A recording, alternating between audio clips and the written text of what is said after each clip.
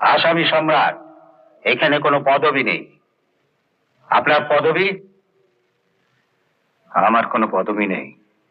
পদবি নেই? না, নেই। আমার পদবি নেই। জীবনে কোনো আনন্দ নেই, কোনো সুখ নেই, বেঁচে থাকার কোনো মানেও নেই। পদবিও নেই। এমন সমাজ বিরোধীদের কোনো পদবি থাকে না। আপনার তাহলে কোনো পদবি নেই? আছে। Yes milord.